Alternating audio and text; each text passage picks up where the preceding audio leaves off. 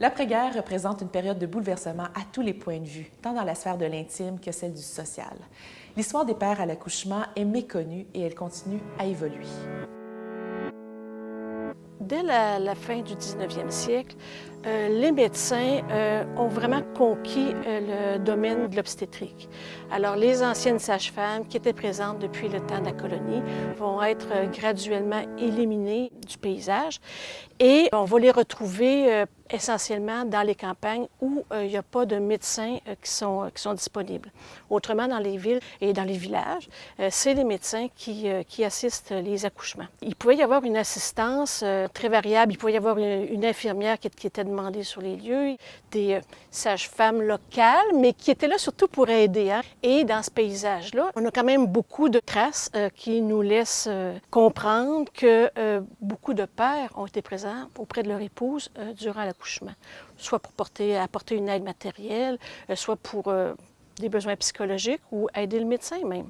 À partir du moment où vraiment l'accouchement se déroule à l'hôpital dans les années 1950, là, on a des accouchements avec des femmes, en fait, dès leur arrivée à l'hôpital, vont être mises sous sédatifs. Et puis, quand ils sont rendus en salle d'accouchement, ils reçoivent des anesthésies générales. En plus que les accouchements sont, curieusement, un peu plus difficiles que ce qui se passait à la maison. En fait, les bébés naissent souvent à mouf à cause de l'abondance de médicaments qui ont été administrés à la femme. On imagine qu'ils pourraient être très, très marqués par cette vision-là. Alors, c'est une des raisons pour lesquelles on aime autant pas les avoir dans les salles d'accouchement.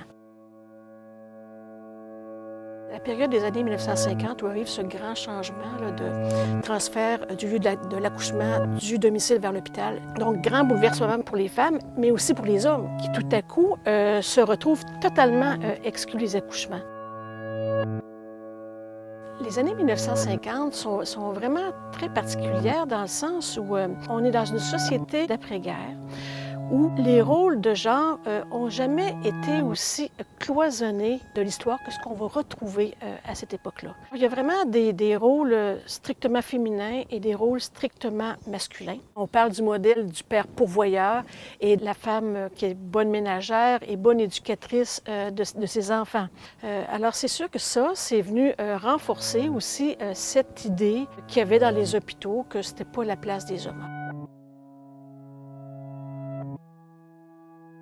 Après la Deuxième Guerre mondiale, on a grandement intérêt à faire en sorte que les genres soient très, très séparés. La guerre a fait en sorte, bon, évidemment, que les hommes aillent au combat, de sorte que les femmes qui restaient au pays devaient accomplir du travail qui était réservé autrefois aux hommes. Le fait qu'elles intègrent un travail, parfois, qui était réservé aux hommes, est venu prouver qu'elles étaient capables de les faire. Mais ce qui s'est passé, évidemment, c'est qu'avec le retour des hommes, on voulait que les hommes réintègrent leurs emplois. Alors, il a fallu faire en sorte que les femmes reviennent à la maison. Donc, le bon moyen, c'était de renforcer cette idée que les hommes et les femmes sont naturellement faits pour accomplir certaines tâches.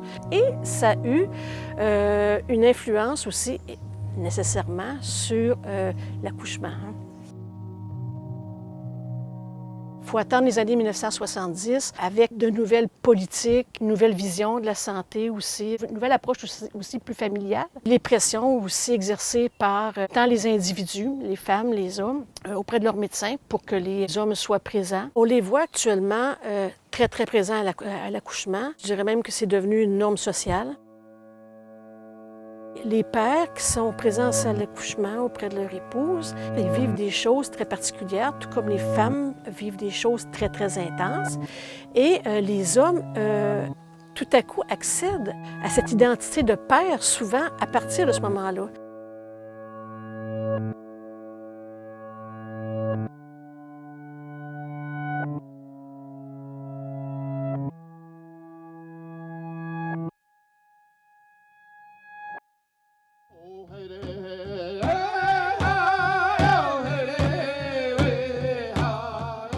Il y a toute une historique de naissance chez les cris qui vient de centaines et de milliers d'années. Les aînés m'ont raconté beaucoup d'histoires de comment les choses se passaient avant.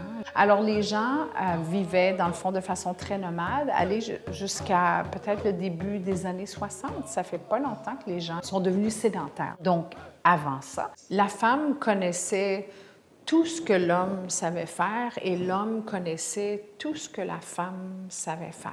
Avec ce mode de vie-là, les femmes étaient très fortes, très, très, très fortes. Et elles avaient tendance à avoir des accouchements pas mal plus faciles, dans le fond, que nous qui sommes sédentaires. Quand une femme allait donner naissance de son premier enfant, la sage-femme disait à son conjoint, « Observe, je vais tout apprendre et tu dois vraiment savoir quoi faire parce que la prochaine fois que ta femme accouche, peut-être que tu vas être la seule personne qui va être là, donc tu dois savoir quoi faire. » J'ai connu une femme qui a eu 15 enfants et elle a accouché de 8 avec sage-femme, mais les autres toutes seules, elle-même, parce que quand les contractions commençaient, elle était toute seule.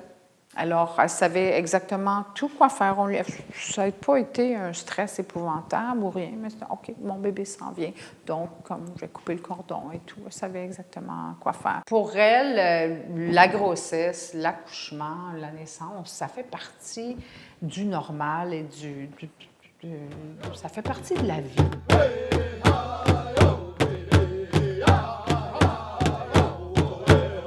My grandmother's stories were they had birth in their camps, in their traditional hunting territory, trap lines. She used to talk about was there was always a midwife and a healer, I guess you could say, in the camp.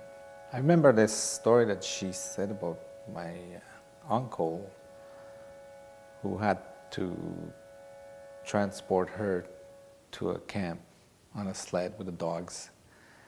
And the mother that was giving birth at that camp, another family, the father apparently was there, but that's all I know of that one.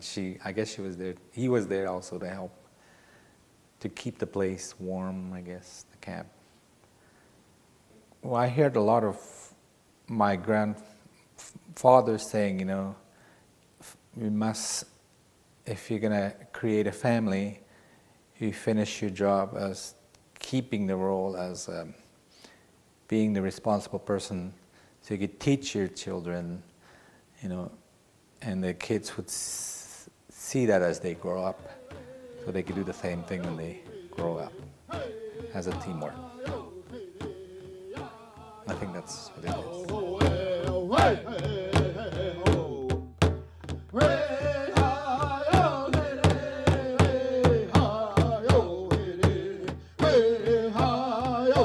Hey, hey, hey.